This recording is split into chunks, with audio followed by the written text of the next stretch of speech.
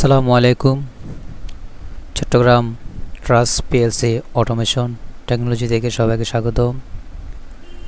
আপনাদের সাথে আছি আমি Mohammad Hossain Jimon, trainer, Chittagong trust PLC automation technology. আজকে আপনাদের সামনে নিয়ে আসছি মোটর কন্ট্রোলিং ক্লাসের 2 নম্বর ক্লাস এমসি ডল, অর্থাৎ magnetic conductor DOL direct online. পূর্বের ক্লাসে আমাদের 1 নম্বর ক্লাস ছিল রিলে ডল, রিলে দিয়ে কীভাবে ডল করা হয়। আজকের ক্লাস হচ্ছে এমসি দিয়ে আমরা কীভাবে ডল করব, অর্থাৎ একটি ম্যাগনেটিক কন্ডাক্টর দিয়ে কীভাবে আমরা ডল করব।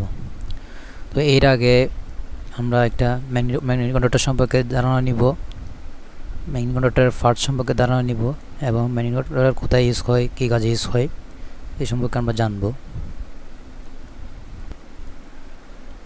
আপনাদের সামনে একটি ম্যাগনেটিক কন্ডাক্টরের পার্ট সম্পর্কে দেওয়া আছে, এখানে খুব সহজে দেওয়া আছে। মূলত ম্যাগনেটিক কন্ডাক্টর 3টা পার্ট নিয়ে গঠিত, 3টা অংশ নিয়ে গঠিত।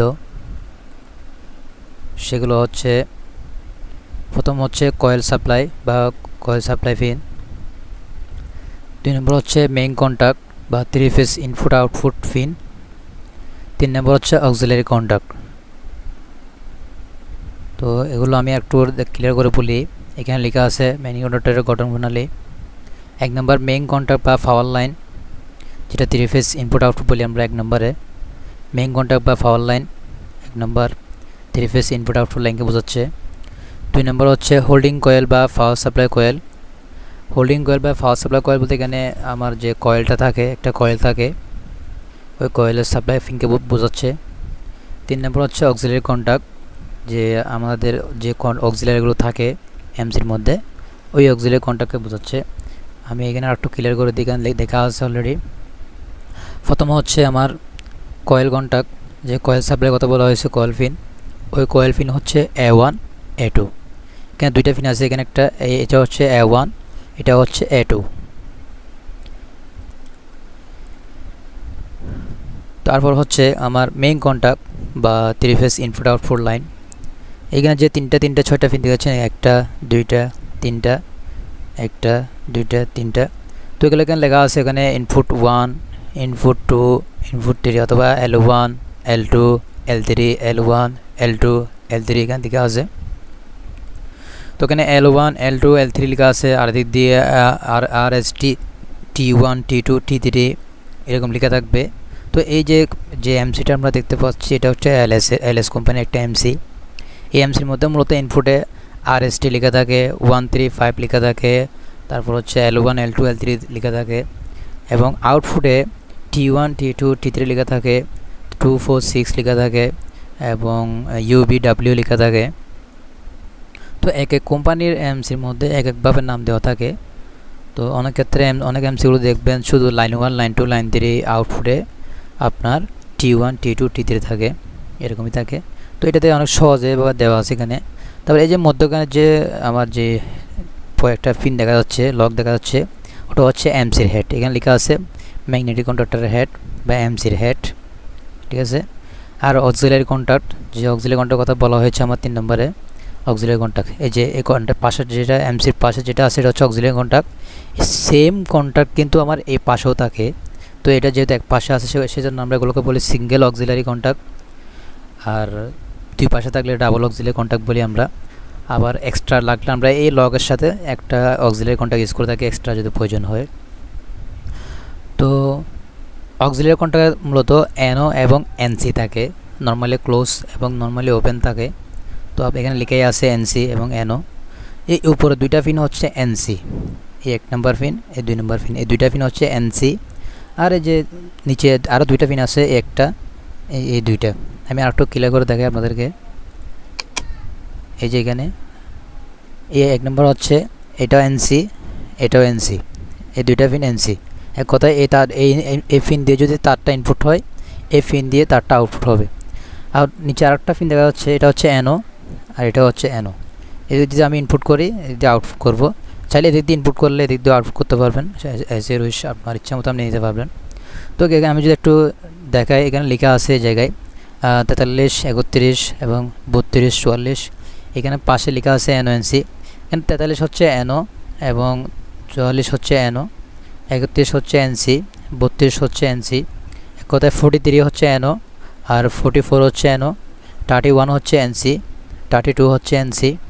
তো এটা হচ্ছে 31, এটা হচ্ছে 32, এটা 31, 32, এটা হচ্ছে 33, এটা হচ্ছে 34।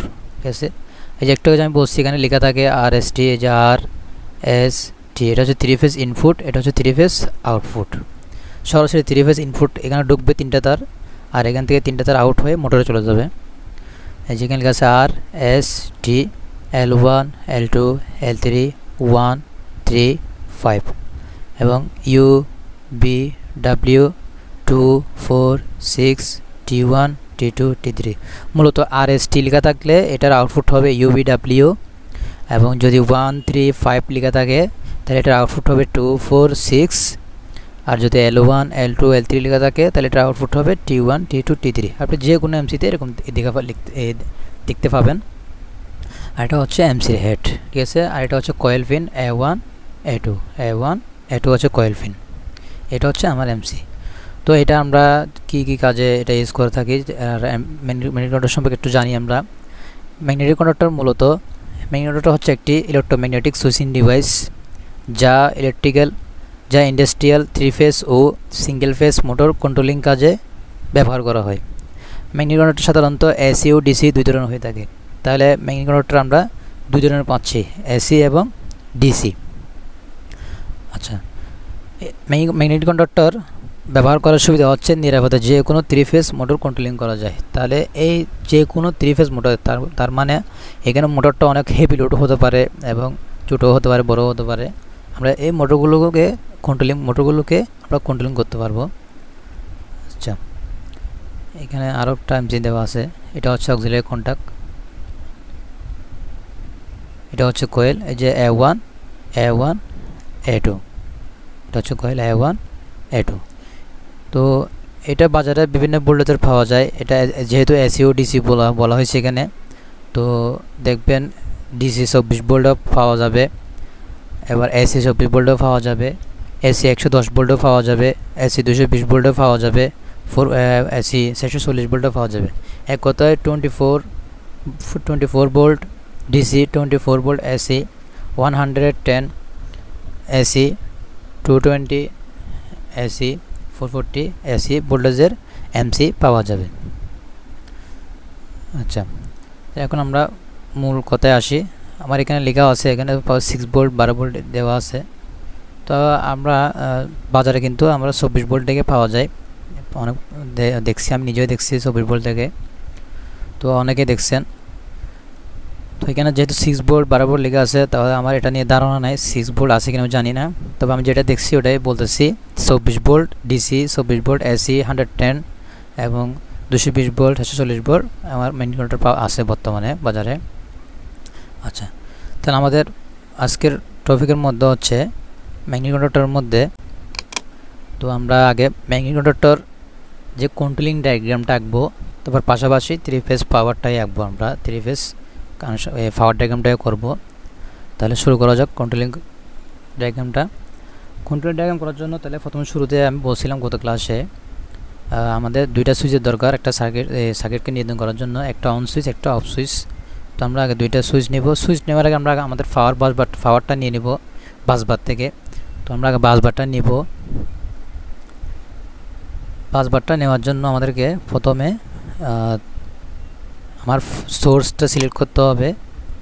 সোর্স সেখানে 3 ফেজ, 3টা ফেজ আছে এবং একটা নিউট্রাল আছে, একটা আর্থিং দেওয়া আছে। নিলাম, এটাকে আমি একটু রোটেট করি।